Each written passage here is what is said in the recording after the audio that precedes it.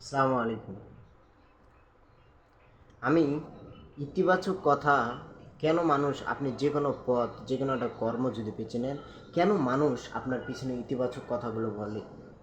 এটা কি আপনি কর্মটা বেছে নেওয়ার কারণেই, নাকি এই কর্মের সাথে জড়িত কিছু অসাধু লোক এই কাজগুলো করার মাধ্যমে ইতিবাচক কথা বলে? এটা আমি নিয়ে, এই বিষয়টা নিয়ে পুরোপূর্ণ একটা বিস্তারিত দেব। এই জন্য আমি আপনাদের মধ্যে উপস্থিত হয়েছি। দেখেন, ইতিবাচক কথা কেন বলে মানুষ?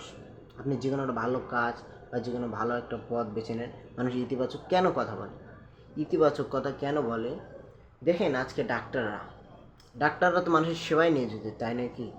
ডাক্তাররা মানুষের সেবায় নিয়ে যেত, অথচ কত গুটি কয়েক মানুষ বলে কি ডাক্তাররা কষাইখানা খুলে বসছে। তারা প্রেসক্রিপশন লেখে, দামি দামি ওষুধের প্রেসক্রিপশন লেখে, যেই কোম্পানি থেকে কমিশন পায় সেই কোম্পানির ওষুধের প্রেসক্রিপশন লেখে। হ্যাঁ, কিছু ডাক্তার আছে যারা প্রেসক্রিপশন লেখে, যেই কোম্পানিতে কমিশন পায় ওই কোম্পানির ওষুধের নাম লেখে।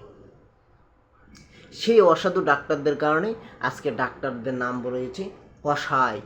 কিন্তু আসলে কি পেশাটা খারাপ? কখনোই না। আজকে দেখেন, ডাক্তাররা যদি একদিনের জন্য চিকিৎসা বন্ধ করে দেয়, তাহলে গোটা বিশ্বে কত মানুষ ভোগান্তির শিকার হবে, তো বলার বাইরে। শিক্ষক শিক্ষক যদি তার পেশা থেকে শিক্ষা বাদ দিয়ে দেয়, তাহলে আজকে যে জাতি, মেরুদণ্ডহীন জাতি, নিরক্ষর জাতি হবে, কখনোই শিক্ষিত জাতি হিসেবে পরিণত হতে পারবে না, মেরুদণ্ডহীন এবং নিরক্ষর জাতি হিসেবে পরিণত হবে।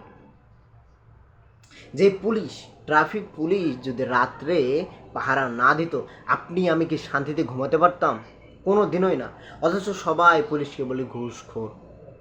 এই কিছু অসাধু পুলিশ আছে যারা ঘুষ খেয়ে যে পুলিশ ডিপার্টমেন্টটাকে নাম করে ফেলেছে ঘুষখোর। এই জন্য সেই পেশাটাকে আমরা ইতিবাচক কথায় বলি, ঘুষখোর।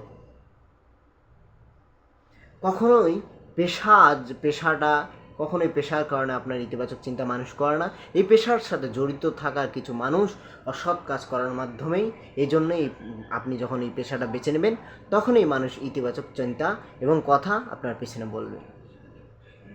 শুধু আপনি নিজে থিঙ্ক করবেন, অ্যানালাইসিস করবেন, করে ভাববেন আপনি যে পথ বেছে নিচ্ছেন, যে কর্ম বেছে নিচ্ছেন, এই কর্মের মাধ্যমে কোনো মানুষের ক্ষতি হচ্ছে কি না, এই কর্মের মাধ্যমে কোনো মানুষের উপকার হচ্ছে না। জাস্ট এতটুকু, যদি এতটুকু বেছে নেন, যে দেখবেন যদি বলে এই কর্মের মাধ্যমে কোনো মানুষের উপকার হচ্ছে, তাহলে ইয়েস, এই কর্ম আপনি কারো ইতিবাচক কথা না শুনে এই কর্মর গন্তব্যস্থল পর্যন্ত পৌঁছে যান। ইতিবাচক কথা বলবেই, ইতিবাচক কথা বলার জন্যই মানুষ আছে, আপনার কর্মর জন্য বলে না। এই কর্মের সাথে জড়িত থাকা কিছু লোক, অসাধু লোক, এই কর্মেই অসৎভাবে কাজকর্ম করার মাধ্যমে আজকে মানুষ ইতিবাচক কথা বলে।